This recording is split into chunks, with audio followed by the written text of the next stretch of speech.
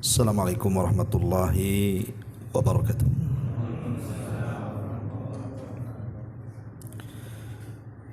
Alhamdulillah wassalatu wassalamu ala Rasulillah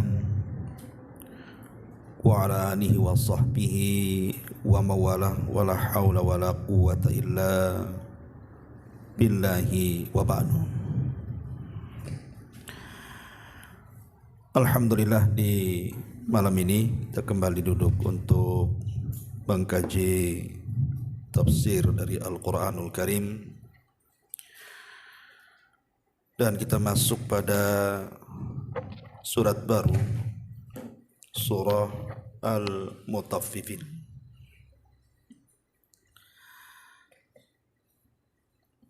Ma'asyiral muslimin yang dimuliakan Allah Subhanahu wa taala,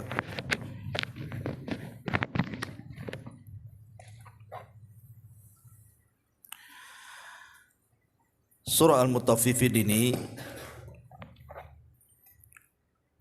adalah surah yang berbicara soal kecurangan dalam muamalah. Karena arti mutaffif sendiri artinya mengurangi takaran ataupun timbangan dalam jual beli. Baik, kita baca ayatnya dulu baru kita jelaskan. A'udzubillahi minasyaitonirrajim. Bismillahirrahmanirrahim. Wailun lil mutaffifin alladzina idza qtalu 'alan nasi yastawfun wa idza kaluhum aw wazanuhum yukhsirun. Celakalah bagi orang-orang yang curang dalam menakar ataupun menimbang. Orang-orang yang apabila menerima takaran dari orang lain, maka mereka pun minta dipenuhi takarannya. Tapi sebaliknya, apabila mereka menakar ataupun menimbang untuk orang lain, maka mereka justru menguranginya. Ma'asyiral muslimin yang dimuliakan Allah Subhanahu wa taala, Al-Allamah Ibnul Arabi beliau mengatakan, al-mutaffifuna humul ladzina yunkisuna al-mikyala wal mizan. Jadi mutaffif itu artinya orang yang mengurangi takaran dan timbangan. Dan ini masuk pada pencurian dan juga masuk pada pengkhianatan. Karena dengan mengurang takaran berarti dia mengambil sesuatu, berarti dia mencuri. Dengan tidak amanah ketika meletakkan sesuatu berarti dia khianat. Berarti mutaffif ini jatuh kepada pencurian dan pengkhianatan. Di sini Allah Subhanahu wa taala memulai dengan kata-kata wailun. Apa itu wailun? Sebagian para ulama mengatakan bahwa makna wailun adalah wadin fi jahannam. Dia sebuah lembah yang ada di neraka jahannam. Lau suyyarat fihi jibalud dunya ladabat min syiddati harrihi. Kalau seandainya gunung-gunung di dunia ini ditenggelamkan ke dalam lembah jahannam itu, maka akan mencair karena saking panasnya lembah itu. Itulah wail. Sebagian ulama tafsir mengatakan bahwa wailun juga memiliki kedalaman, artinya lembah jahanam itu memiliki kedalaman yang tidak ada yang tahu kecuali Allah. Saking dalamnya, saking gelapnya, dan saking busuknya. Dan seluruh usatu keringat dan juga nanah penduduk neraka itu masuk ke dalam lembah tersebut. itulah disebut wail. Jadi wail itu nama lembah dalam jahanam. Atau makna lain wail itu adalah doa kecelakaan dan kebinasaan. Doa kecelakaan, kebinasaan atau kehancuran dalam bahasa Arab juga disebut wailun. Kalau kita sudah tahu bahwa wail itu sesuatu yang menakutkan, baik berupa doa kehancuran ataupun berupa wadin fi jahannam, sebuah lembah dalam neraka jahannam, berarti dosa yang dimukaddimahi dengan kalimat wailun dipastikan dosa itu bukan dosa kecil, tapi dosa besar. Dan ini tanda mengenal mana dosa kecil, mana dosa besar. Salah satu mengenalnya adalah bahwa dosa itu dikatakan besar ketika diawali dengan wailun. Seperti di sini. Wailun lil mutaffifin. Dan kalimat wailun dalam Quran juga banyak. Wailun likulli humazatin lumazah. Wailun likulli affakin azim. Wailun lil mutaffifin. Jadi kalimat wail dalam Quran itu terulang-ulang. Ma'asyiral muslimin wal muslimat rahimani wa rahimakumullah. Baik, kita akan luaskan penjabarannya. Dalam ayat ini sebenarnya Allah Subhanahu wa taala hendak mengisyaratkan kepada kita sebuah muamalah yang berupa keadilan. Jadi kita diperintahkan oleh Allah Subhanahu wa taala untuk berbuat adil. Adil itu artinya meletakkan sesuatu pada tempatnya. Kalau zalim itu sesuatu yang diletakkan bukan pada tempatnya. Allah Subhanahu wa taala berfirman di dalam surah Al-An'am ayat 152. Wala taqrabu malal yatim illa billati hiya ahsan hatta yablugha ashuddah wa auful kaila wal mizana bil qisti la nukallifu nafsan illa wus'aha. Dan janganlah kalian mendekati harta anak yatim kecuali dengan cara yang lebih bermanfaat untuk mereka sampai dia mencapai usia dewasa. Kemudian Allah mengatakan di sini syahidnya, dan sempurnakanlah takaran dan timbangan kalian dengan cara adil. Jadi kalau kita menakar ataupun menimbang, adillah cara menakar dan menimbangnya. Jangan mengurang, apalagi kemudian mengurang cukup jauh dari timbangannya. Kemudian juga hal yang sama disebutkan dalam surah Isra ayat 35. Wa auful kaila idza akaltum wazinu bil qistasil mustaqim dzalika khairun wa ahsanu ta'wila. Dan sempurnakanlah takaran apabila kamu menakar, dan juga apabila kamu menimbang, maka timbanglah dengan timbangan yang benar, yang adil. Itu lebih utama bagimu dan lebih baik akibatnya, kata Allah. Kemudian Allah juga mengulang dalam surah Ar-Rahman ayat 7 sampai 9. Was-sama rafa'aha wa wada'al mizan. Alla tatgau fil mizan wa aqimul wazna bil qisti wa la tukhsirul mizan. Dan Allah telah meninggikan langit dan dia meletakkan keadilannya, neraca keadilannya, supaya kamu jangan melampaui batas terhadap neraca itu. Dan tegakkanlah timbangan itu dengan adil, dan janganlah kamu mengurangi timbangan tersebut. Lah, ayat-ayat ini menunjukkan bahwa kita disuruh untuk jujur dalam menimbang. Tentu nanti kita akan jelaskan, mutaffif ini bukan hanya sekedar dalam jual beli saja, tapi akan merambah ke semua lini dalam kehidupan kita. Baik muamalah suami istri, baik muamalah soal pekerja dengan bosnya dan begitu seterusnya, sampai kepada tingkat ibadah. mutaffif ini akan ada di situ. Makanya dosa tatfif ini bahaya sekali. Di dalam Al-Quranul Karim, Allah Subhanahu wa ta'ala menyebutkan tentang bahaya tatfif ini di banyak ayat dalam Quran. Bukan hanya dalam mutaffifin saja yang kita sedang bahas ini. Seperti Allah Subhanahu wa ta'ala menyebutkan dalam surah Hud ayat 85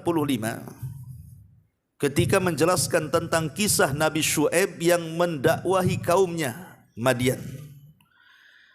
Apa kata Syuaib? Ya qaumi awful mikyala wal mizana bil qisti wala tabkhasun nasa asya'ahum wala ta'thaw fil ardi mufsidin.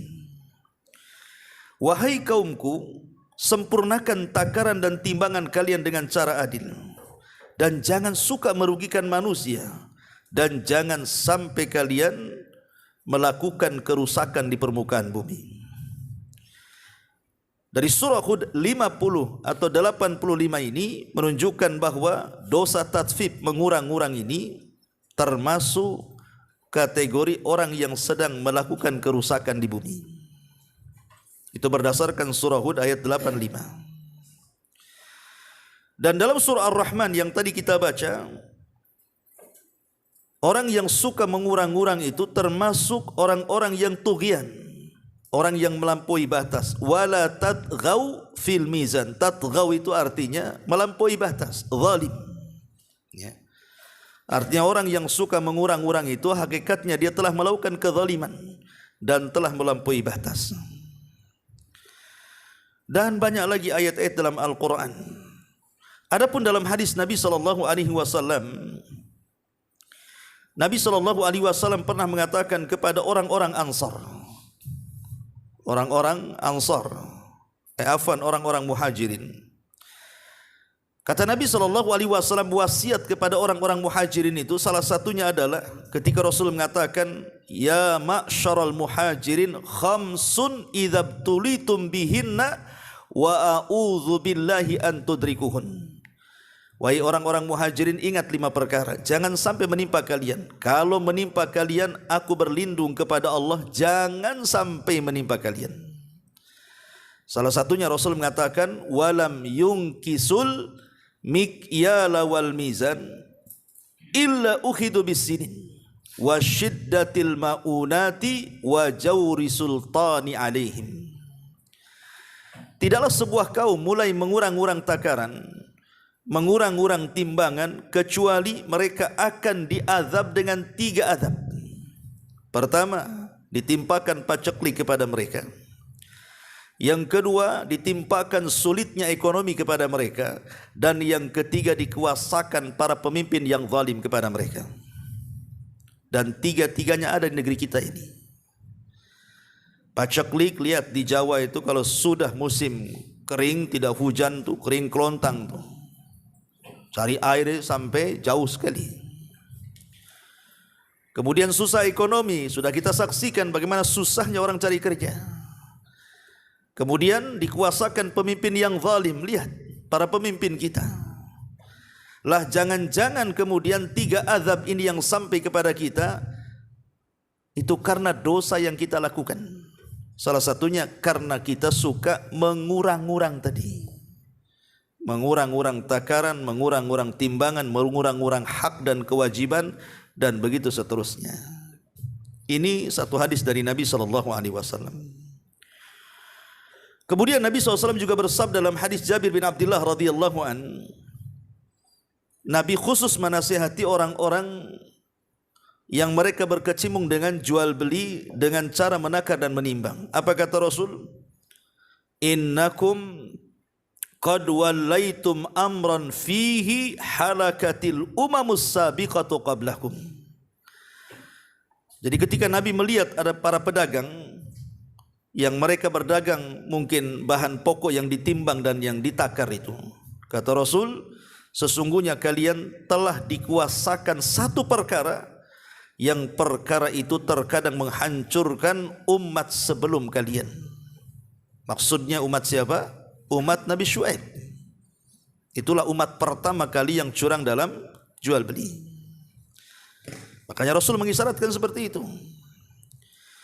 Kemudian Nabi SAW juga mengatakan kepada, atau dari Jabir juga, idza wazantum farjihu. Kalau kalian menakar, maka takarlah dengan cara yang baik, dengan cara yang adil. Ma'asyiral muslimin yang dimuliakan Allah Azza wa Jalla, kalau kita melihat asbab nuzul, sebab turunnya surah Al-Mutaffifin ini diceritakan oleh Ibnu Abbas radhiyallahu anhuma. Jadi ketika Nabi SAW hijrah dari Mekah ke Madinah, kita tahu bahwa perekonomian kota Madinah siapa yang menguasai? Yahudi. Yahudi punya pasar namanya pasar Bani Kunaiko. Itu pasar sentral, pasar induk lah kalau kita katakan. Itulah di pasar itulah transaksi jual beli yang dilakukan orang Yahudi. Jadi ekonomi Madinah itu betul-betul dicengkram orang-orang Yahudi itu. Sementara kaum muslimin itu mereka menjadi petani.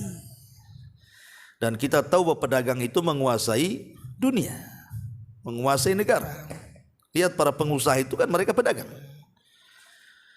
Lihat negara-negara kaya itu mereka pedagang, dagang senjata, ya kan, jual beli helikopter, jual beli nuklir gitu ya. Akhirnya ketika melihat banyak sekali kecurangan di pasar Bani Kunaiko itu, salah satunya adalah suka mengurang-urang takaran, timbangan, meteran dan yang semacamnya. Maka Nabi SAW termenung melihat kecurangan yang banyak di pasar orang Yahudi itu. Dari situ turun ayat surah Al-Mutaffifun itu. Wailun lil mutaffifin. Alladzina idza iktalu 'alan nasi yastawfun wa idza kaluhum aw wazanuhum yuhsirun. Celaka atau lembah jahanam bagi orang-orang yang mutaffif itu. Siapa mutaffif itu? Kalau dia menjadi penjual, maka dia berusaha untuk mengurangi. Tapi kalau posisinya pembeli, berusaha minta ditambah. Itulah mutaffif namanya. Jadi turunnya surah Mutaffif itu karena melihat banyak kecurangan yang terjadi di pasar orang-orang Yahudi. Makanya Nabi SAW ingin merubah perekonomian Madinah.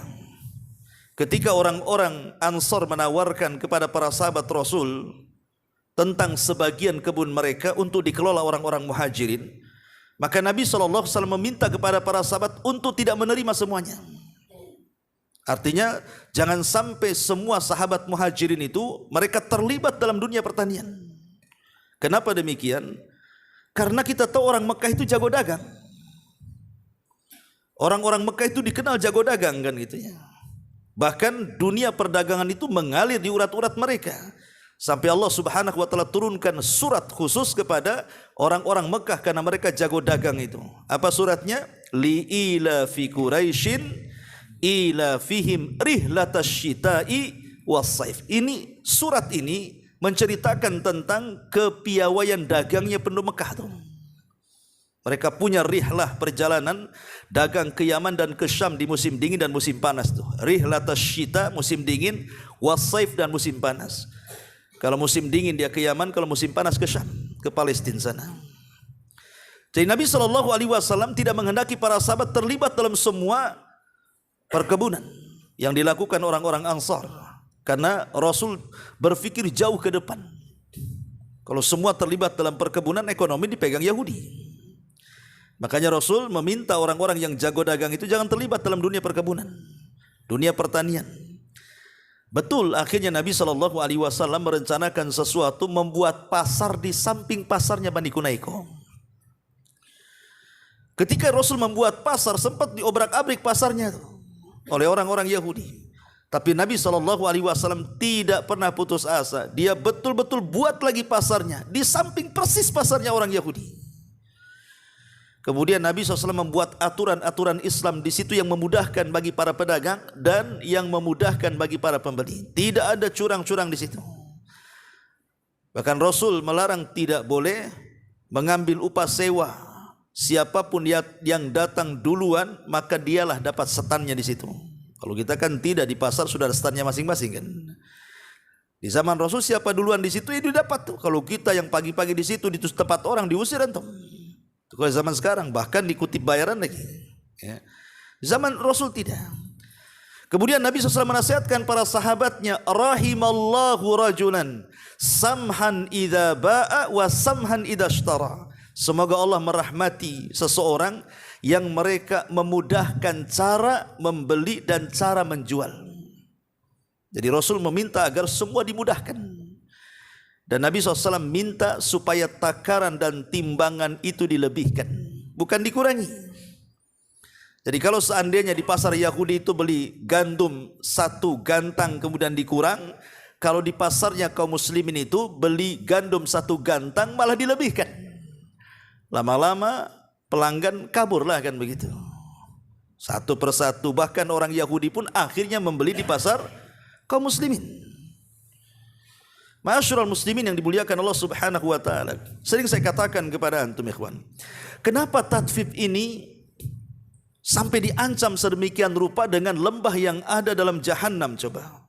Padahal sebenarnya tatfif ini juga kalau dilakukan oleh seorang pedagang itu tidak mengenyangkan.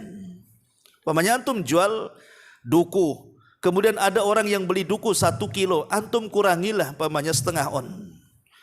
Kemudian antum makan yang setengah on itu, apa mengenyangkan? Kan tidak mengenyangkan. Atau mungkin jeruk 1 kilo antum ambil 1-2 jeruknya, 2 jeruk antum makan lu nggak mengenyangkan. La yusmin wa la yughni min ju'. Tetapi kenapa kemudian diancam sedemikian rupa dengan firman-Nya wailun, sebuah lembah dalam jahanam coba. Apa rahasianya? Karena begini ikhwan, yang namanya penjual dan pembeli itu kita tidak tahu siapa mereka. Kita jadi pembeli, kita tidak tahu siapa penjual. Antum jadi penjual, antum tidak tahu siapa pembeli. Boleh jadi mungkin pembeli yang membeli sesuatu kepada antum, mereka orang-orang miskin, mereka orang-orang yatim, mereka orang-orang yang tidak punya. Atau boleh jadi mungkin yang membeli nampak pakai mobil, tapi tujuannya mungkin membelikan untuk panti asuhan, untuk disumbangkan kepada fuqara wal masakin. Kita tidak tahu. Ya, tiba-tiba kita curangi. Maka hakikatnya ketika mencurangi dalam jual beli itu, Anda sedang memakan harta anak yatim, Anda sedang memakan harta fakir miskin, Anda sedang memakan harta orang lain dengan cara batil. Itu yang menjadikan kemudian disebut wail di sini. Atau kita balik, antum sebagai pembeli ini, kadang-kadang pembeli ini latah, kadang-kadang terutama dalam dunia jual buah-buahan kan. Kadang ada mak-mak nih biasanya kan, itu datang ke jual buah-buahan, pamannya rambutan, duku, itu main ambil saja itu. Katanya nyicipi, takut tak manis nanti tak jadi beli. Itu yang dicicipi itu kadang-kadang bukan 1-2 kan, sampai kenyang pula dia cicipi di situ. Anda sedang beli tengah rampok sebenarnya. Jadi kadang-kadang mencicipi 2 jeruk ataupun 2 rambutan atau 2 duku, ketika rasanya tidak enak, akhirnya apa? Tak jadi beli. Lah yang sudah makan Anda nggak bayar, yang sudah dimakan tuh nggak dibayar, langsung pergi saja. Lain kalau seandainya penjualnya itu ngasih sampel, bolehlah makan di sini, berarti sudah diizinkan kan. Kalau belum ngasih sampel atau belum diizinkan, jangan coba-coba mengambil. Atau dengan bahasa boleh nggak saya cicipi, kalimat boleh nggak saya cicipi ini itulah masuk pada apabila menjadi penjual pengen ditambah tuh. Ya. Nggak, langsung aja kita ngomong sama penjualnya, bang manis apa enggak bang? Manis. Kalau kita yakin dengan dia berhusnudzon lah beli. Ya. Tapi kalau nggak yakin nggak usah beli, kan selesai itu. Karena kita tahu namanya pedagang itu tidak semua orang kaya. Terkadang mungkin dia pelayannya di situ, dia bukan bosnya. Ya. Terkadang juga dia mungkin keluarga miskin, kita tidak tahu. Kalau dia orang miskin berarti kita sebagai pembeli itu menzalimi dia kan begitu. Makanya kenapa dunia tatfif ini dilarang keras dalam Islam sampai Allah turunkan ayat khusus al-mutaffifin ini. Wailun lil mutaffifin. Alladzina idza qtalu 'alan nasi yastawfun wa idza kaluhum aw wazanuhum yukhsirun. Ma'asyiral muslimin yang dimuliakan Allah Subhanahu wa taala. Baik, kita akan bicara soal bahaya-bahayanya dulu. Baru kita contohkan dengan contoh yang luas. Pertama nih, bahaya tatfif. Yang pertama, at-tatfifu sababun li sukhtil jabbari, bahwa tatfif itu sebab mengundang murkanya Allah Subhanahu wa taala. Makanya lihat kaum Syuaib ketika mereka melakukan kecurangan dalam jual beli di pasar-pasar mereka, apa yang terjadi? Fakadzabuhu fa akhadathhumus rajfatu fa asbahu fi darihim jathimin. Turun azab kepada mereka. Turun azab kepada mereka, datang gempa bumi yang hebat, akhirnya membunuh mereka, jasad-jasad bergelimpangan di rumah-rumah sendiri. Ini kan menunjukkan tatfif ini bisa mengundang azab Allah Azza wa Jalla.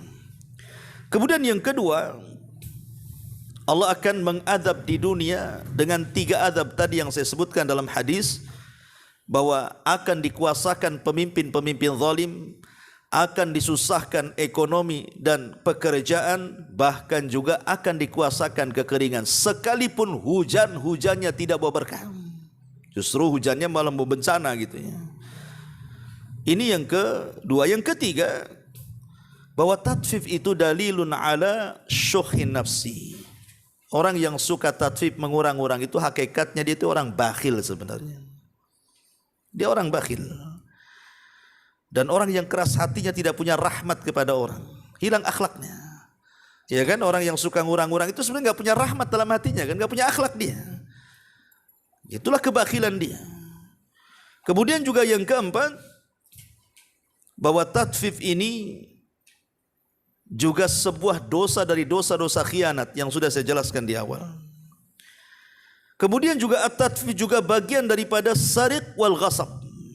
Dia masuk dalam dunia pencurian dan juga dunia ghasab. Kemudian juga tatfif juga yatasabbab fi ifsadil alaqati baina afradil mujtama'. Jadi tatfif juga, mengurang-urang tadi, bisa menyebabkan keretakan hubungan di antara masyarakat. Karena kalau antum sudah ditipu satu kali, malaslah akhirnya beli lagi. Malas gitu. Curang orang itu. Jangankan itu, ketika isu-isu pom bensin suka masukin angin, tidak masuk ke bensin saja udah ditengerin tuh. Jangan pom bensin itu. Saya beli sekian enggak penuh, di sini kok penuh. Itu tatfif kan? Ya. Jadi ini bisa meretakkan hubungan masyarakat. Ini di dunia ya. Adapun di akhirat diancam dengan wailun, dengan sebuah lembah dalam jahanam. Bahkan Abdullah bin Mas'ud radhiyallahu an pernah mengatakan begini, al-qatlu fi sabilillah yukaffiru dzunub. Bahwa seseorang yang terbunuh di jalan Allah Subhanahu wa taala itu, maksudnya mati syahid, maka semata-mata ruhnya dicabut, maka dosanya dihapuskan. Illa, kecuali al-amanah, kalau dia tidak amanah.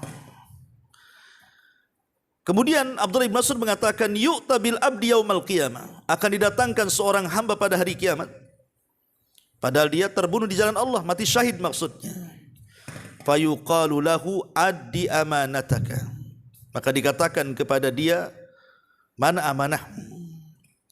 Kemudian dia mengatakan, ya Rabb, bagaimana aku akan melaksanakan amanah sementara dunia sudah hilang, aku sudah meninggal.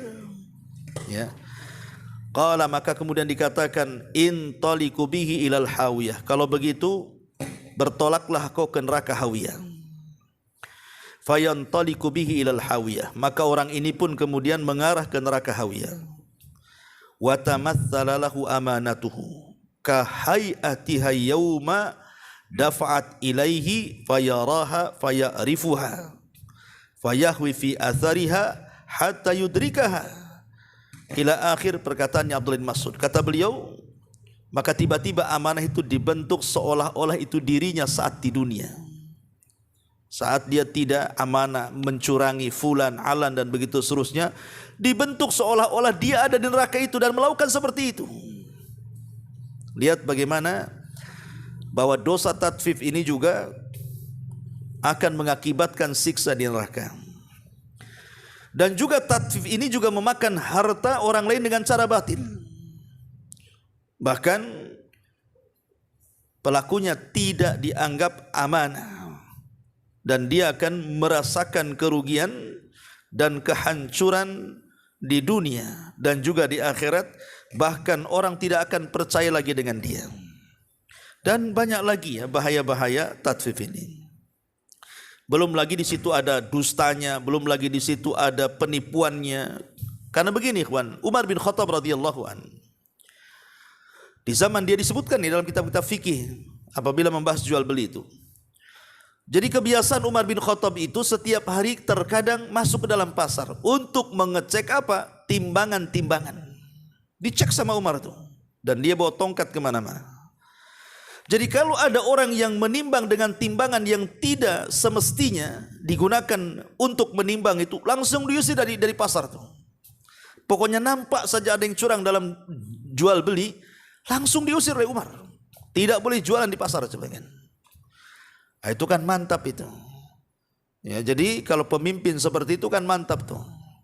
Datang ke pasar-pasar, siapa yang curang-curang itu nggak boleh dagang lagi. Nanti kan kapok dia.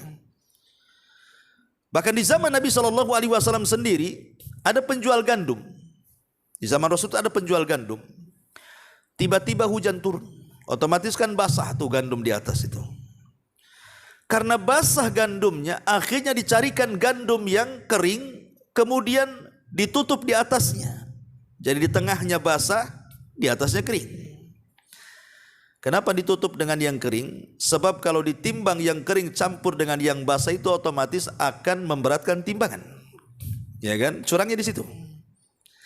Maka Nabi SAW ketika itu memasukkan tangannya ke dalam gandum itu. Karena zaman dulu itu kalau jual beras juga kan kita nggak ada yang karungan, apalagi plastikan zaman sekarang kan. Orang zaman dulu kalau jual beras kan ditaruh itu berasnya. Ya kan? Ditaruh di tempat-tempat ya. Kadang-kadang kita bisa merabanya kan.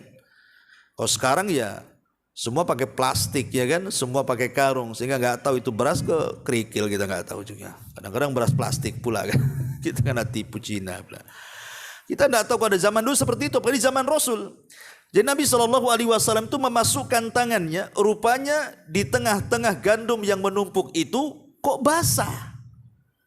Jadi Rasul bertanya kepada penjual ini, kok bisa atas kering bawah basah? Maka sang penjual mengatakan, ya Rasul, asabathu balalun. Oh tadi baru saja hujan mengenai gandum ini.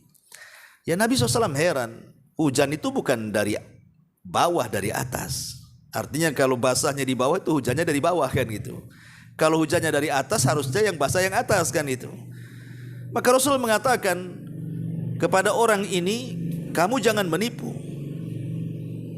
Sebaiknya yang basah itu kau keringkan dulu baru kau jual. Kemudian Rasul mengatakan di ujung riwayat itu, man ghasyana falaysa minna. Siapapun yang menipu kami, dia bukan umatku, kata Rasul.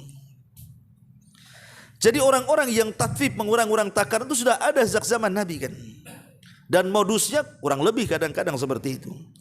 Dengan cara apa? Mencampur gandum yang jelek, yang basah dengan yang bagus. Kalau sekarang yang mencampur jeruk yang manis dengan yang tidak manis, duku yang manis dengan yang tidak manis, rambutan Aceh dengan rambutan Flores atau apa gitu ya.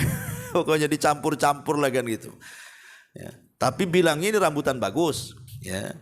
Lah yang seperti ini pernah terjadi di zaman Nabi. Lah para ulama mengatakan kenapa sering terjadi tatfif di masyarakat itu, terutama dalam dunia perniagaan jual beli ini. Tentu kan ada sebabnya kan. Apa sebabnya? Yang pertama, dha'ful iman. Karena lemahnya iman kepada Allah Azza wa Jalla, sehingga dia tidak merasa diawasi Allah. Kalau dia merasa diawasi Allah, tidak mungkin dia melakukan seperti itu. Yang kedua, jahilnya seorang muslim terhadap haramnya tatfif ini. Kebanyakan para pedagang orang awam itu tidak peduli dengan hukum halal haram kan. Dianggapnya biasa saja seperti itu. Toh juga untungnya tak banyak katanya. Kemudian yang ketiga, tidak ada keikhlasan dalam bekerja. Kemudian yang keempat, semangat untuk mengumpulkan harta sebanyak-banyaknya tanpa peduli halal haramnya. Dan ini persis seperti yang disabdakan Rasul 14 abad yang silam, sayati alaikum zaman, kata Rasul, akan datang zamannya kepada kalian, la yubalil mar'u bima akhadal mal, kata Rasul, di mana seseorang itu tidak peduli lagi bagaimana cara dia mengambil harta, apakah dengan cara halal atau dengan cara haram. Karena ingin mendapatkan harta banyak, dipikirnya dengan untung banyak itulah dia bisa kaya. Makanya dia curang di situ. Dan ini pernah terjadi di zaman Umar kan. Ketika Umar malam-malam kemudian menginfeksi terus keliling kepada kaumnya. Rupanya di zaman Umar itu kan setiap orang-orang yang di luar daerah yang datang ke ibu kota mencari ma'isyah itu samalah kalau kita ini orang-orang daerah datang ke Jakarta gitu ya untuk mencari pekerjaan. Oleh Umar bin Khattab itu disediakan tempat. Itu baiknya Umar itu. Jadi orang yang tidak punya rumah yang hendak mengadu nasib di ibu kota itu disediakan tenda-tenda banyak sekali dari mana-mana. Jadi mereka tinggal di situ. Tetapi dapat jatah lampu. Jadi jam sekian dan jam sekian harus dipadamkan tuh dari pemerintah masalahnya. Sehingga Umar itu untuk kemudian malam-malam belusuan mencari tahu tentang rakyatnya, rupanya semua tenda padam, ada pula satu tenda masih menyala. Heran, kenapa tenda itu masih menyala? Harusnya sudah dipadamkan. Di jam berapa ini? Maka Umar mendekati tenda itu. Rupanya dalam tenda itu ada percakapan seorang ibu dan anak putrinya. Umar mendengar di balik tenda itu, di mana ibu ini mengatakan kepada putrinya, "Nak, besok kita akan jualan air susu. Bagaimana kalau kita campur air susu itu dengan air mineral supaya banyak untungnya?" Lihat, namanya modus kecurangan dagang sejak zaman dulu sampai sekarang ya kurang lebih saja campur-campur kan. Campur bensin dengan air kan gitu. Pertalit dengan bensin kan gitu. Macam-macam dicampur-campur lah pokoknya kan. Kemudian ibu ini mengatakan supaya banyak untungnya. Nah, lihat, supaya banyak untungnya. Dikiranya curang itu membawa keuntungan besar. Tapi karena anak gadisnya anak soleha, dia nasihati ibunya dan mengatakan, "Bu, bukankah Amirul Mukminin Umar melarang curang dalam dagang?" Kata ibunya, "Kan Amirul Mukminin tidak tahu." Dia nggak tahu Amirul Mukminin ada di balik tenda tuh. Ya, kata putrinya, memang dia tidak tahu. Tapi Amirul Mukminin itu punya Rabb, punya Allah. Dan Rabbnya Amirul Mukminin juga Rabbnya kita. Pasti tahu. Langsung masuk ke dada Umar tuh. Dan takjub dengan wanita soleha tadi. Artinya di zaman Umar itu namanya kejujuran itu sudah langka. Itu di zaman Umar loh ya. Kejujuran itu sudah langka, apalagi zaman sekarang tuh. Sampai melihat kejujuran seorang wanita itu tergerak Umar pulang. Dikumpulkan semua anak laki-lakinya. Kemudian mengatakan kepada anak laki-lakinya, "Siapa di antara kalian yang siap menikah?" katanya. Maka bangkitlah Qasim ibnu Umar dan mengatakan, "Saya wahai abi."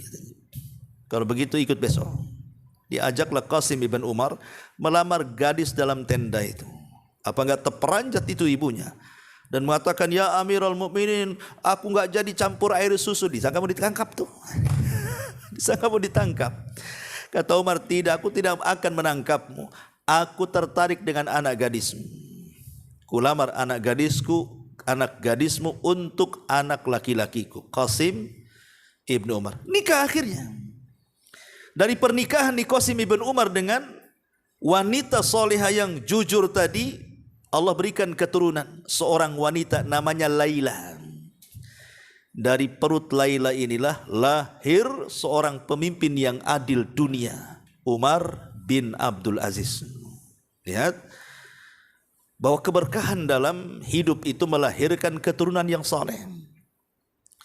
Taib, masyarul muslimin yang dimuliakan Allah Azza wa Jalla. Jadi kenapa sampai terjadi tatfif? Salah satunya tadi karena terbayang ingin kaya. Kemudian yang kelima, ada mutatbikil ahkam.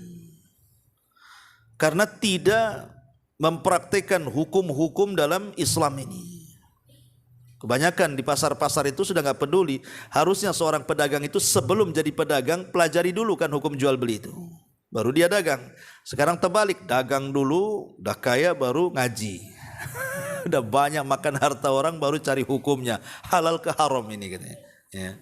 Kemudian yang nomor 6, muraqabatu asdiqa'is su'i, murafaqatu asdiqa'is su, karena ya teman-temannya ya curang ya ikut curang akhirnya. Itu penyebabnya karena teman-teman yang curang. Si anu aja curang, masa saya nggak bisa katanya. Akhirnya ikut temannya.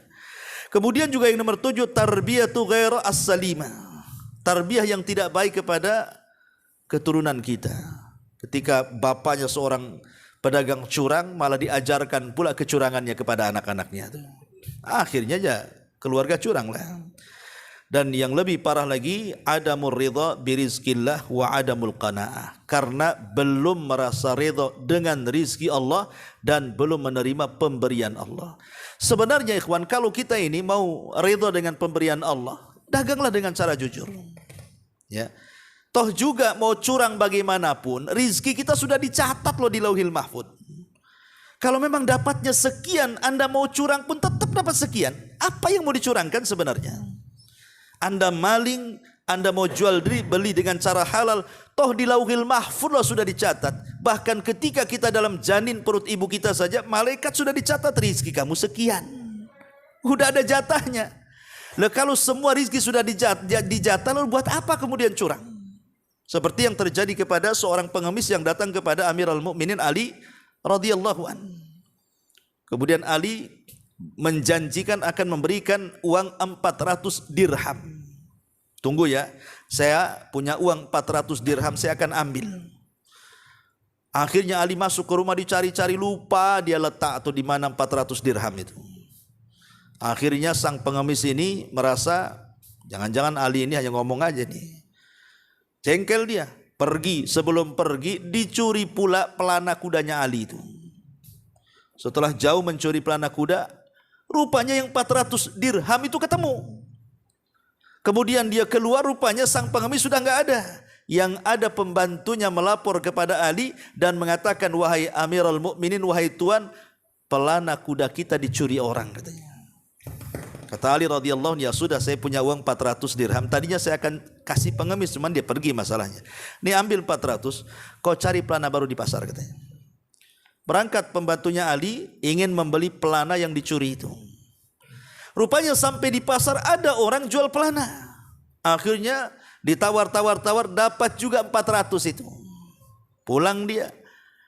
Ketika dia menghadap Ali radhiyallahu anhu mengatakan, ya Amirul Mukminin, ya Tuan, ini pelana sudah saya dapat, harganya 400. Ali bingung, ini kan pelana kita, katanya. Kau enggak dengar ya ciri-cirinya? Ini pelana kita ini.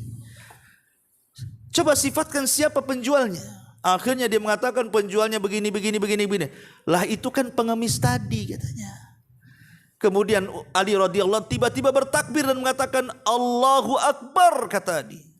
Coba kalau seandainya pengemis itu mau sabar, maka dia dapat 400 dirham dengan cara yang halal. Tapi karena dia tidak sabar, dia mendapatkan 400 dengan cara haram. Sama-sama 400, ya kan? Yang satu halal, yang satu haram, kan? Artinya rizki lah sudah dicatat. Lalu buat apa curang? Kalau memang sudah dicatat di Lauhil Mahfud itu karena ketidakredhaan dengan pemberian Allah dan tidak qanaah di situ. Yang lebih parah lagi karena tidak mengingat kematian dan akhirat. Makanya para ulama salaf itu, ikhwan, kalau mereka melihat timbangan, antum tahu timbangan itu, selalu menangis. Ada sebagian para ulama salaf itu kalau melihat timbangan atau takaran itu menangis. Apa sebabnya?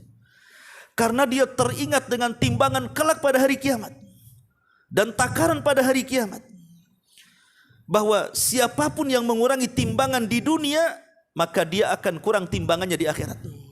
Siapapun yang mengurangi takarannya di dunia, maka dia akan dikurang takaran di akhirat.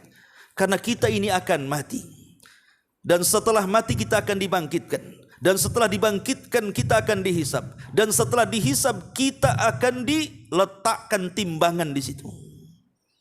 Jadi para ulama salaf kalau melihat timbangan diingatkan dengan akhirat tuh. Harusnya yang hari-hari nampak timbangan, sebagai Anda sebagai penjual yang menggunakan timbangan dan takaran tuh, harusnya kan hari-hari dilihatkan timbangan tuh. Harusnya lebih terpikir lagi bahwa di akhirat ini akan ada timbangan yang seperti ini. Berarti orang yang curang dalam menakar dan menimbang itu karena dia tidak pernah mengingat akhirat, bahwa di akhirat ada timbangan sebagaimana kita menimbang di dunia. Kalau kita kurang, maka kurang juga kebaikannya.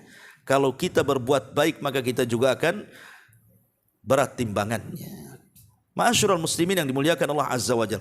Makanya Nabi SAW ketika tadi saya jelaskan aturan di pasar kaum muslimin yang akhirnya 2 tahun Nabi SAW membuat pasar langsung kolab pasarnya Yahudi, bayangkan.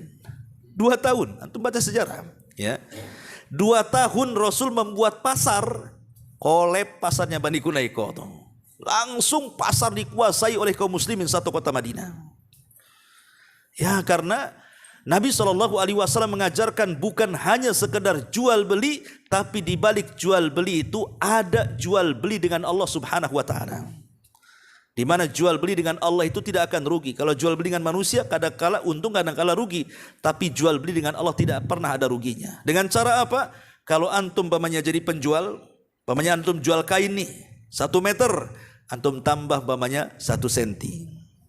Ini pembeli tidak tahu kalau antum tambah 1 senti.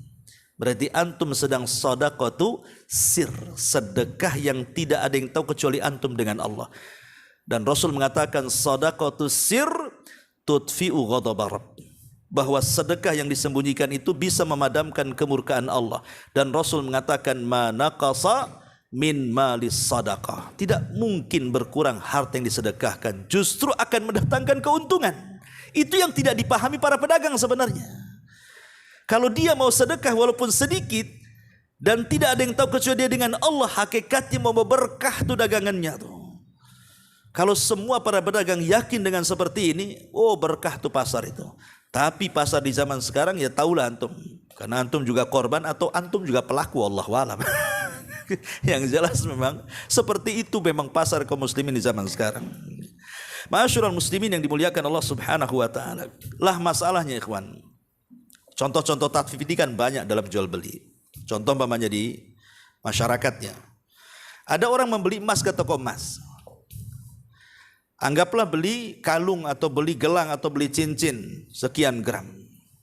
Cash, kasih duit, pulang dia. Qadarullah kemudian sampai di rumah, tiba-tiba ada musibah yang membutuhkan uang. Akhirnya terpaksalah kemudian emas itu dijual lagi pada hari yang sama ke toko yang sama. Apa yang terjadi? Kata penjaga toko, oh beda harga jual dengan harga beli. Kurang ajar enggak tahu. Itulah tatfif namanya. Oh, hari itu juga dia beli emas, hari itu juga dijual ke toko emas yang sama. Apa kata penjualnya? Harga jual dengan harga beli beda. Ya kalau bedanya hanya sedikit saja, ini bedanya kadang-kadang langit bumi, kawan. Ini tatfif namanya. Ini banyak terjadi seperti ini. Ya kan, banyak kan terjadi seperti ini. Ya juga bukan jual beli emas saja. Umpamanya antum dealer motor, baru beli motor cash, tiba-tiba dijual ke antum lagi harganya lebih murah. Apakah tatfif itu? Kecuali kalau udah pakai lama kan gitu ya. Ini contoh dalam jual beli. Ya. Kalau yang curang-curang itu antum sudah di YouTube lah nampak kan itu ya. Itu yang mengurang takaran, mengurang timbangan, mengurang meteran, curang-curang itu sudah ma'ruf di masyarakat kan. Bahkan saya masih kecil-kecil itu saya lihat di pasar-pasar itu banyak diganjal tuh sama kardus tuh biasanya timbangannya itu. Nah sekarang ini terkadang timbangan bukan timbangan kayak orang dulu, tapi sekarang sudah timbangannya sudah elektrik kan. Taruh keluar angkanya. Saya pernah lihat beli buah itu, ini masih jalan tuh angka nih, belum pas gitu ya, udah diambil pas 1 kilo bang katanya. Kita diam aja kan itu. Ini kan terjadi seperti ini ya. Atau kadang-kadang dia kurang nih, mungkin kurang berapa gitu kan. Itu kadang-kadang main digenapkan aja harganya tuh. Kalau yang digenapkan timbangannya mantep, ini enggak, harganya yang digenapkan sementara barangnya itu tidak genap. Ini tatfif namanya. Jadi banyak di masyarakat yang seperti itu dalam jual beli. Dan ikhwatu fillah muliakan Allah Azza wa Jalla, tatfif ini sekali lagi bukan hanya mencakup jual beli saja, tapi juga mencakup ke masalah ibadah dan muamalah. Contoh masalah ibadah. Ya. Terkadang kalau kita ini membeli sesuatu untuk kebutuhan kita nih, terkadang kita tidak terpikir kan, berapapun kalau antum memerlukan sesuatu, butuh dengan sesuatu, barang sesuatu, pasti main beli. Ada orang-orang yang seperti itu.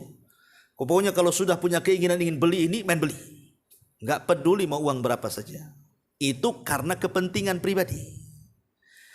Tapi coba kalau kepentingan Allah Subhanahu wa taala, bersedekah umpamanya.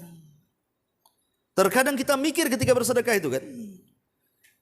Terkadang ada barang-barang disedekahkan itu yang kita saja tidak mau pakai, orang lain pula suruh pakai.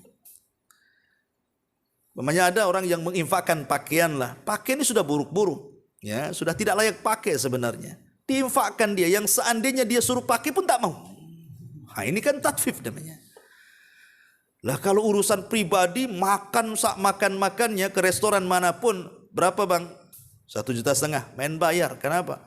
Ini mantap makannya, bisa diulang, bisa ini, enak nih. Ketika ada orang yang betul-betul berhajat, mungkin tetangga kekurangan, butuh makan, ya kadang-kadang kasih aja lah 1 bungkus nasi padang, cukup lah tuh katanya. Ini kan sebenarnya kan masuk juga pada dunia tatfif seperti ini. Ya. Ataupun umpamanya solatnya. Terkadang kalau seseorang itu menghadap mungkin pejabat tertentu di negeri kita kan, entah bupati, entah wali kota, mungkin entah menteri, entah apa, yang di situ ada wartawan atau kadang-kadang kita ini kalau menghadap mereka itu ya tak mungkin juga pakai asal-asalan ya kawan. Pasti pakaian yang bagus, apalagi disorot kamera, pasti ngomongnya juga hati-hati kan itu ya. Gayanya santun, pokoknya betul-betul dibuat pencitraan lah antum di hadapan pejabat itu.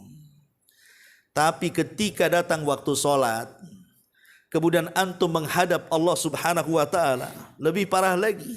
Kadang-kadang enggak peduli dengan pakaian pun tak peduli. Dengan gerakan pun tak peduli. Dengan bacaan pun enggak peduli. Main cepat aja kayak ayam lapar dikasih beras. Nah ini kan tatfif namanya kan. Ketika berhadapan dengan manusia kok bisa dia setelannya luar biasa. Berhadapan dengan Robnya manusia kok tidak seperti itu. Atau dia lebih daripada itu. Ini tatfif dalam ibadah namanya kan.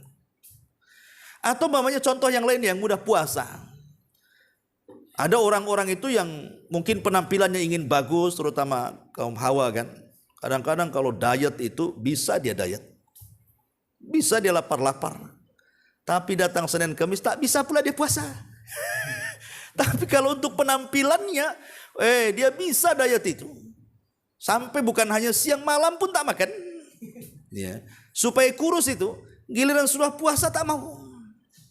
Nah ini kan aneh, ini tatfif juga dalam ibadah namanya. Atau umpamanya contoh haji lah. Kalau kita ini umpamanya jalan-jalan dengan keluarga ke Singapura, ke Australia, udah uang itu dah nggak peduli itu. Yang penting senang anak, senang istri dah, keluar aja semua, ratusan juta itu. Giliran suruh umroh saja tak mau. Apalagi haji, umroh saja yang mungkin nggak seberapa uangnya bagi orang yang punya uang, tak mau pula dia. Ini tatfif namanya. Nah ini namanya tatfif dalam dunia ibadah. Ya, dalam dunia ibadah seperti itu. Dan juga dalam dunia muamalah. Dalam dunia muamalah seperti dalam hubungan suami istri. Ya. Ketika kemudian istri banyak menuntut kepada suaminya, nuntut nafkah seperti itu kan tiap bulannya harus ada. Ada yang dimakan, ada yang diminum dan yang lainnya. Giliran suaminya meminta hak kepada istrinya, contoh namanya hubungan badan dan yang lain sebagainya, ditolaknya. Ini tatfif namanya. Pandai menuntut hak tapi tidak pandai menunaikan hak namanya. Ini masuk juga tatfif kategorinya. Atau umpamanya kita punya anak perempuan. Umpamanya kita punya anak perempuan. Dilamar orang. Syaratnya banyak. Kalau kau melamar anakku, sini dulu 100 juta. Ini untuk maharnya, ini untuk walimahnya, ini untuk sambutannya macam-macam. Giliran dia punya anak laki-laki dikawin melamar wanita orang lain, ketika mahal marah-marah dia. Kan ada orang kayak gitu kan. Nggak jadi, nggak usah, kok kawin dengan dia katanya. Mahal kali kan itu. Giliran anaknya digitukan juga kan gitu. Itu tatfif namanya. Jadi dalam dunia muamalah pun masuk ke semua lini itu tatfif itu. Ini bahaya. Dan tatfif yang paling besar tentunya adalah dalam masalah akidah. Kesyirikan kepada Allah Subhanahu wa taala, mengurangi hak-hak Allah dengan cara apa? Menyekutukan kepada selain Allah Subhanahu wa taala, kemudian juga bid'ah, mengurangi hak-hak nabinya. Itu juga tatfif juga maksud di sini. Ya. Jadi tatfif ini kemana-mana ikhwan. Seperti mamanya antum punya pembantu. Pembantu itu sudah betul-betul bekerja, tapi giliran dibayar, antum tidak sempurna pembayarannya. Atau sebaliknya, saya ini pernah punya pengalaman dengan tukang-tukang bangunan. Hati-hati tukang-tukang bangunan ini. Ya. Itu kalau waktu gajian tukang bangunan itu umpamanya nih, oke lah 1 hari 150, kemudian kali mingguan atau mungkin 2 mingguan. Lupa waktu itu saya kurang berapa waktu itu ya, kurang 100, pokoknya nggak sampai 200. Dihitung sama dia. Kemudian di WA, Ustadz, saya kan berapa hari saya kerja ini? Ini kurang Ustadz katanya. Terpaksa kurang berapa? Ya, kurang sekitar 100 lebih lah. Saya transfer 100 lebih. Ya. Tapi ketika 1 hari ketahuan rupanya kalau tidak diawasi, duduk-duduk dia. Coba bayangkan. Ketika kurang gajinya nuntut dia. Ini kurang nih 10 ribu aja ini kurang tuh. Tapi kita tidak pernah menuntut 1 jam dia duduk. Ketika hujan tidak kerja nggak dihitung sama dia. Subhanallah. Itu tatfif namanya. Ini saya pengalaman juga kan. Atau di PT. Pokoknya tatfif ini kemana-mana. Makanya kenapa kemudian dahsyatnya satu dosa tatfif ini luar biasa. Sampai Allah ancam dengan kalimat wailun lil mutaffifin alladzina idza talu 'alan nas yastaufun wa idza kaluhum aw wazanuhum yuhsyirun. Ya, ini diantara tatfif. Lalu bagaimana cara mengobatinya? Bagaimana caranya supaya kita ini tidak terjerumus kepada at-tatfif? Ya tadi kebalikan daripada sebab tatfif. Kita harus bersyukur dengan rizki Allah. Qanaah, redha dengan rizki dan pemberian Allah. Karena securang apapun tetap saja dapat segitu. Buat apa curang? Kalau toh membawa dosa, sudah jujur saja. Biasakan ikhlas. Ya, saat beramal itu. Bahwa saya bekerja itu karena Allah. Saya mencari penghasilan untuk saya bawa ke rumah makan anak istri saya.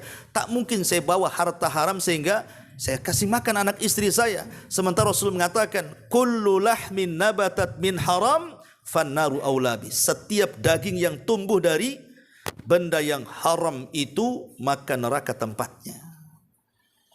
Kemudian juga harus sabar. Ya, sabar.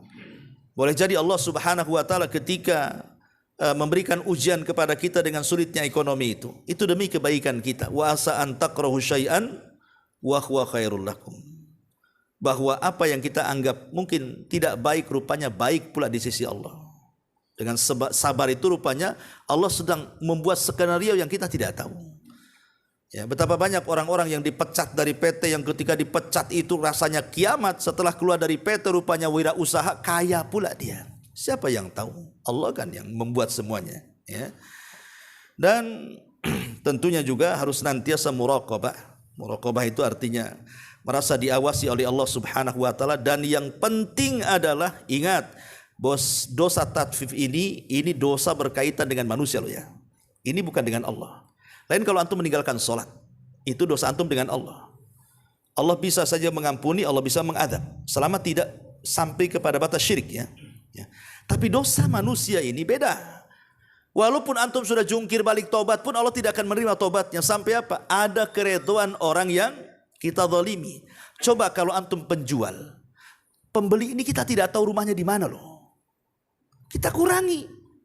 Kalau kita masih tahu rumahnya kan masih enak ya kan. Setelah kemudian dia sadar, dia tobat ingin mengembalikan haknya, tahu tuh rumahnya si Anu di sana. Datang kasih kan uangnya. Maaf nih kemarin saya curang ini, saya balikin. Sekarang ini yang jual, yang beli ini dari mana-mana, entah orang mana yang datang. Kita tidak tahu yang mana satu kan. Tiba-tiba kita curangi satu-satu, coba bayangkan. Cemana cara tobatnya antum? Nyari orang-orang itu. Sementara dulu ada satu kisah dari Ibrahim ibn Adham, rahimahullah ta'ala, seorang abid zahid itu. Dia membeli satu gantang kurma di Mekah. Tiba-tiba kemudian di balik gantang itu ada 1-2 butir kurma. Disangka Ibrahim ibn Adham itu kurma yang jatuh dari gantang, diambil dimakan. Itu prasangka husnudzon dia. Bahwa jangan-jangan nih yang jatuh dari gantang saya yang sudah saya beli. Diambil, dimasukkan kresek, akhirnya bawa pulang. Setelah itu dia safar ke Palestina untuk i'tikaf di Masjidil Aqsa. Selama i'tikaf Ibrahim ibn Adham ini tidak pernah merasa tenang hidupnya. Entah kenapa, tidak pernah khusyuk salatnya, tidak pernah khusyuk zikirnya, baca Qur'annya, aneh. Pokoknya ada yang kepikiran, seolah-olah ada dosa yang menghijapi dia. Jadi dia Pikir apalah dosa saya ini kok sampai mempengaruhi ibadah gitu.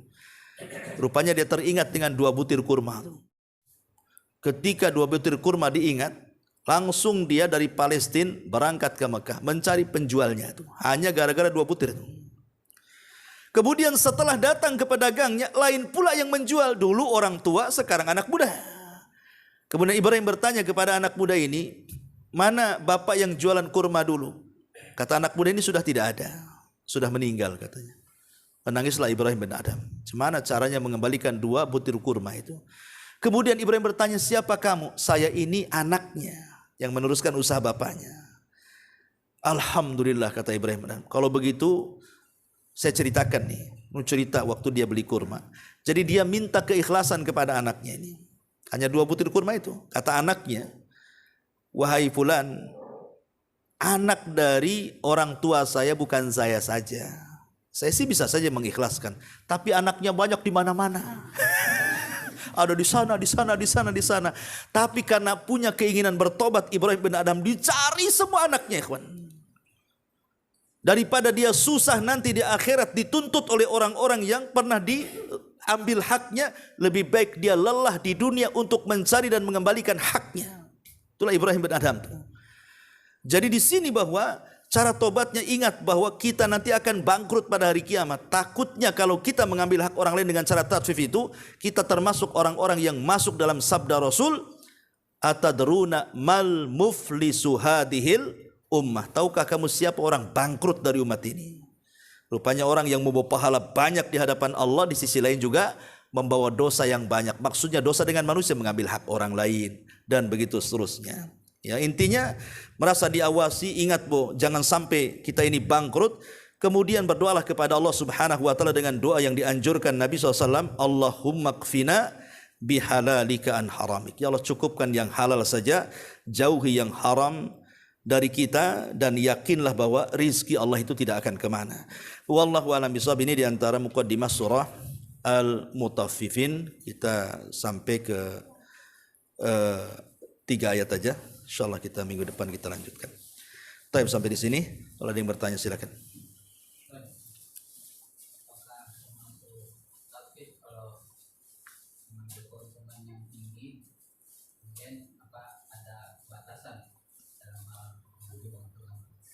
Iya, dalam jual beli mengambil keuntungan tinggi menjadi khilaf para ulama. Ada yang mengatakan melarang, tidak boleh. Tetapi mengambil keuntungan itulah sewajarnya, karena ini ya melampau, bisa mendolimi orang. Tapi sebenarnya para ulama tidak ada masalah selama barangnya laku, karena dalam jual beli itu beda dengan riba. Ahallallahu al-bai'a wa harrama riba.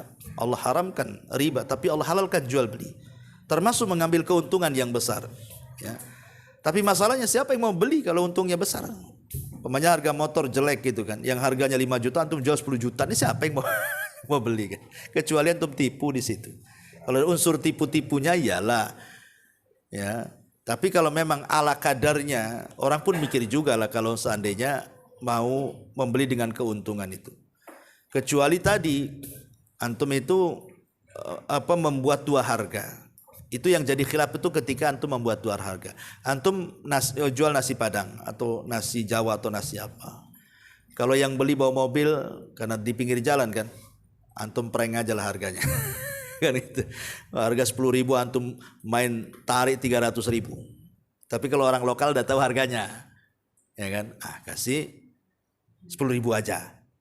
Ini yang jadi khilaf tentang barang yang dijadikan 2 harga. Syekh Albani rahimahullahu taala menganggap itu riba. Menganggap itu riba. Kenapa? Kalau satu barang 2 harga itu, ya, yang satu cash sekian, yang kredit sekian umpamanya kan. Syekh Albani mengatakan, umpamanya saya contohkan ini handphone saya, ya. Saya jual kalau saya cash saya kasih antum 500. Tapi kalau tidak cash saya kasih 1 juta. Otomatis ada lebihan 500 kan. Lah 500 itu dianggap jaminan. Jaminan karena antum mengkredit. Sementara dalam kaidah walaupun hadisnya dhaif tetapi menjadi ijma kesepakatan para ulama, kullu qardin jarron naf'an fahuwa riba. Setiap barang jaminan kalau diambil manfaatnya maka itu bagian daripada riba. Jadi ada yang mengatakan riba seperti Syalbani mengatakan riba. Tapi jumhur ulama mengatakan tidak. Mayoritas para ulama mengatakan tidak. Satu barang dua harga yang kas sekian, kredit sekian, dengan catatan antum jelaskan kepada pembelinya. Ya, jelaskan. Ini kalau kredit mau nggak antum segini, mau bayar antum segini. Nah, nanti mana yang dia pilih? Maka jumhur ulama mengatakan tidak ada riba di sini. Intinya masalah khilaf. Nah, tapi yang jelas kalau menurut saya kalau antum punya duit berilah yang cash saja. Nggak usah main kredit karena kredit itu bagian daripada utang piutang. Dan utang piutang ini berat bagi kita kan itu. Kadang hidup kita ini semua pakai hutang piutang. Padahal bolehnya hutang piutang itu kan untuk karena sesuatu yang darurat kan sifatnya kan. Tapi enggak, sekarang ini bukan sifat darurat, yang sifatnya mukamilat, yang hanya menyempurnakan hidup saja. Kadang-kadang semua hutang. Sebenarnya enggak perlu juga, tetap aja dibeli dan dihutang.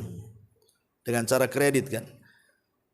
Mulai dari rumah kredit, motor kredit, spring bed kredit, kompor gas kredit, kulkas kredit. Intinya tuh sebenarnya antum hidup di dalam kredit tuh sebenarnya. Antum aja nggak dikreditkan. Ya. Nah ini kan masalah. Ini kan kalau orang sudah masuk dalam dunia hutang piutang ini, memang sulit keluar dari situ. Coba lihat.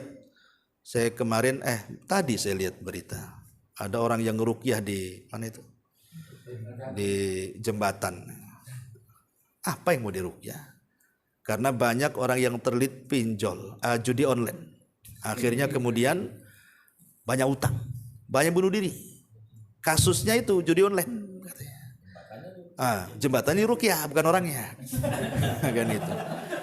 Ya, kadang-kadang ruqyahnya pun ya aneh juga kan itu ya. Ya ruqyah tempat itu ada, sebagian lama membolehkan, tapi kan ada kefiahnya, ada caranya. Ya, jadi kecuali memang tempat-tempat itu memang angker di rumah kita kan itu, angker kan itu. Ya sementara di jembatan itu tidak semua orang bunuh diri, banyak orang jualan di situ, banyak orang jalan ke situ. Yang bunuh diri itu yang kena judi online aja karena banyak utang kan, sampai ditulis spanduk jangan bunuh diri di sini. Gitu. Ada juga yang kemarin bunuh diri gagal kan? Ada, bunuh diri dia, nyemplung, rupanya pandai berenang pula dia. Coba akhirnya ditangkap oleh yang nolong itu. Ya, itu akan aneh itu bunuh diri gagal. Iya. Berkaitan dengan tadi, kalau misalkan orang truk itu, yang pakai motor misalkan 150, yang pakai BRI 100, gimana? Ya tadi lah. Tarifnya BBM. Bukan. Terapi. Terapi apa? Ya, anggaplah misalkan akupunktur lah apalah istilahnya. Oh. Ya sama lah dengan cara tadi untuk jual nasi itu. Ini yang datang ini namanya berduit nih, antum prank aja lah. 300 kan itu satu bungkus. Ini orang lokal, janganlah ketahuan nanti. Ya sebaiknya itu dalam usaha itu ya samakan saja. Samakan saja sih kalau menurut saya itu ikhtiyatnya. Walaupun tadi kalau kita melihat kepada fatwanya Syalbani dan juga pendapat jumhur ulama kan berselisih di situ tentang dua harga kan. Ada yang mengatakan riba, ada yang mengatakan tidak riba kan itu. Ya, tapi kalau seandainya ingin selamatnya ya cari yang selamat sajalah. Samakan aja harganya supaya tidak masuk pada perselisihan ulama gitu maksudnya. Tapi kalau antum yakin pendapat jumhur yang kuat ya tidak apa-apa. Tapi jangan mengambil rukhsahnya para ulama untuk keuntungan. Ya. Wallahu a'lam. Ada itu dibahas dalam fikih. Ya, batasan-batasan sekian persen itu ada. Ya, tapi boleh juga umpamanya mengambil untung rata-rata di atas pasar nggak apa-apa. Ada berpendapat seperti itu, tapi ada juga yang melarang. Itu masalah khilaf fikih saja. Dan kalau masalah fikih itu kan khilaf wasi ya, maksudnya khilaf yang luas. Kita tidak bisa juga menekan pendapat satu dan menyalahkan pendapat yang lain kalau sudah urusan fikih ini. Wallahu a'lam. Taib, subhanakallah bihamdika, asyhadu an la ilaha illa anta astaghfiruka wa atubu ilaik. Allahu ta'ala alam. Assalamualaikum warahmatullahi